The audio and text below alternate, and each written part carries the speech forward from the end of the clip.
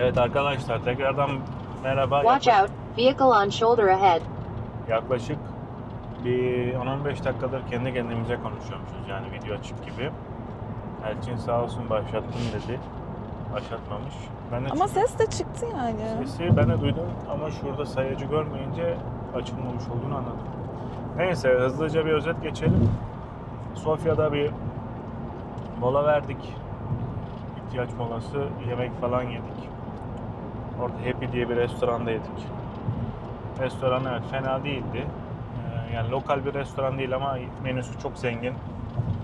Yani etinden tutun tavuk, balık, işte salataları çok çeşitli, hamburgeri var, her şey var. Yani menü sayfa sayfa. Yani hatta incelerken biraz kafanız karışabiliyor ne sipariş etsem diye. Ayrı bir sushi menüsü de vardı. Evet, Yani onu çok garsona sevmediğim söyledim. için ilgimi çekmedi ama. Bu arada garsonlar çok ilgiliydi. Onu da söylemeden geçemeyeceğim. Demin söylememiştim. Yani çekmediğimiz videoda. Güzeldi yani, hep gelip ilgileniyorlar. Nasıl, beğendiniz mi falan.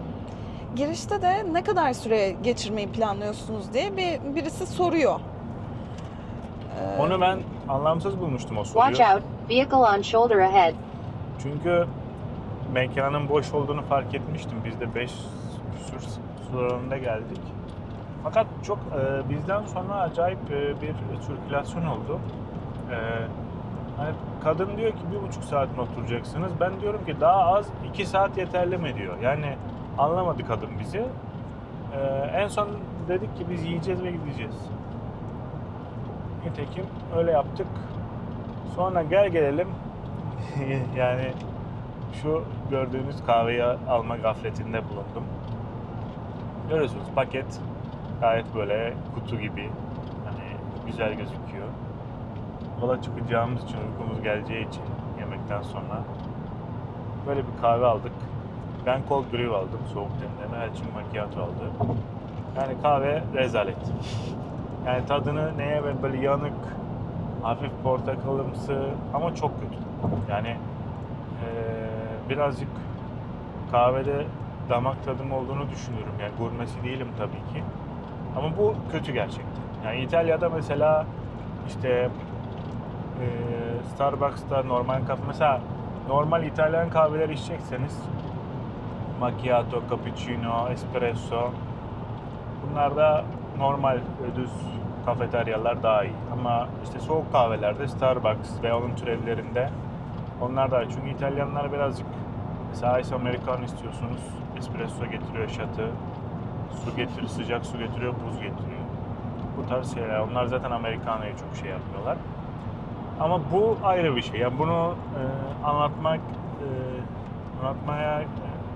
kelimeler yetmiyor. Bunu tatmanız lazım. Ama tatmazsanız daha iyi. Gerçekten çok kötü. Yani şuraya kadar nasıl içtim bilmiyorum. Herhalde çaresizlikten içtim. Çok kötü bir kahve. Macchiato da çok kötüydü. Evet.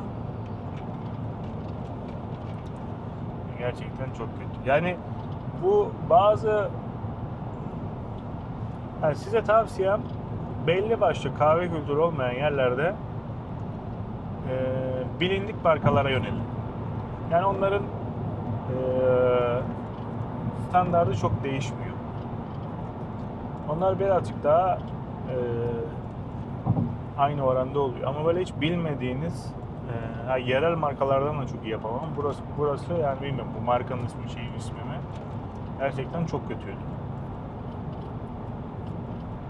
Bu mesela marketlerde, benzinliklerde satılan işte Nescafe'nin var, değişik markaların var. Onlar da bana çok şekerli geliyor. Yani en böyle şey olanını alıyorsun, işte black diyor, işte sert kahve bilmem ne, şeker olmaz bilmem ne falan demiyor. Bunun içinde bile bir şeyi var. Yani artık tatlandırıcısı mı var, şekerim var. Ne olduğu belirsiz. Ben şeker atmıyorum. O yüzden böyle bir tercih yaptım ama bu da şanssızlık oldu. 2 saat 36 dakikamız var sınıra. Sıla yolculuğumuz bugün sonlanacak.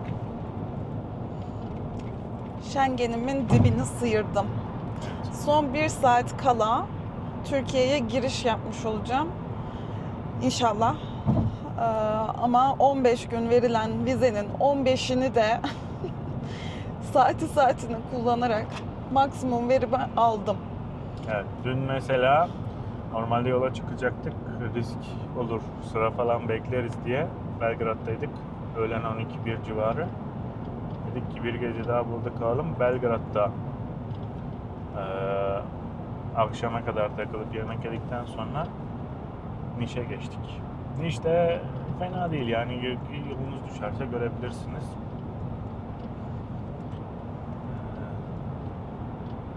Oradaki kahve yani kafeterya daha yani nispeten oranın kahvesi falan şeyi güzeldi. Kahvaltılıkları iyiydi.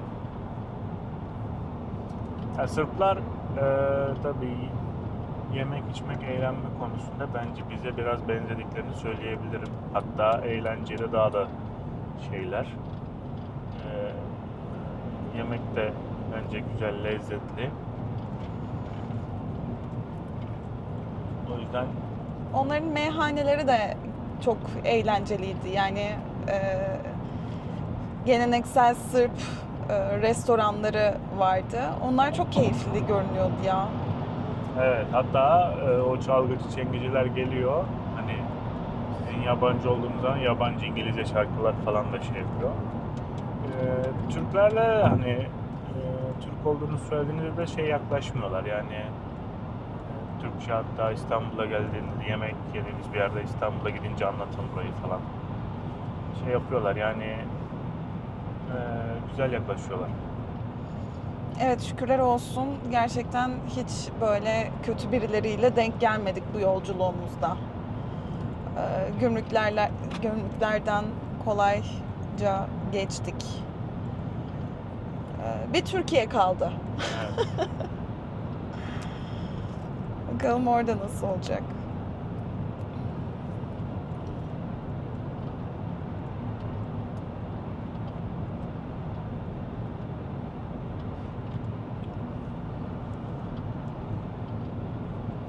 Evet. Bu sefer başlatmışım. Kaç dakika oldu diye baktım da. Happy'de de salatalar çok lezzetliydi bence. Salatalar iyiydi. Ve malzeme kalitesi de bence oldukça yüksek. Midem maalesef benim biraz hassas. Eğer kalitesiz bir şey varsa maalesef hemen anlıyorum. Şu an yediklerimden çok memnunum. Bir de aldığımız tabakların tamamını paylaşarak yedik. Toplam 2 giriş, 2 salata, bir de ana yemek gibi oldu değil mi yediğimiz? Şeyi de yemekten saymıyor musun kalanları? Onu giriş gibi saydım. Çok geniş değil aslında ama tabii şey. Yani Ve evet. oldukça doyurucuydu yani. Yok, porsiyonlar büyük canım. O et yemeği biraz hamburger eti gibiydi hatta da şey. Evet, ben onu befteki deyince Yunanca genelde bizim yemeklerimizin sonuna iyi ki konulduğunda aynısı olduğunu düşünerek biftek olduğunu düşünmüştüm. Ama meğersem ki biftekten yapılan köfte gibi bir şeymiş. Köfteymiş yani. Neyse ki altındaki sosu falan lezzetliydi de üzülmedik.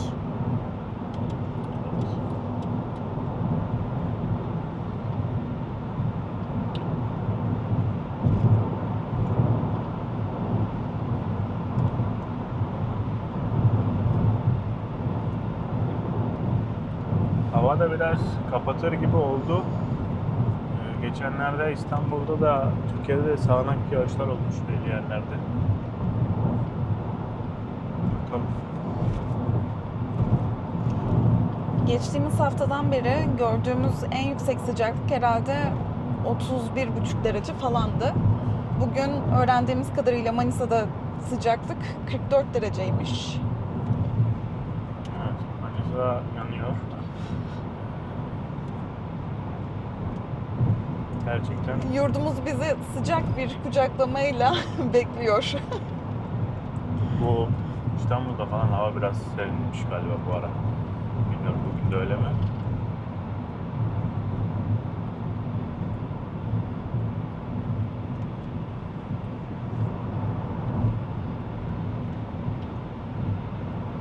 Evet.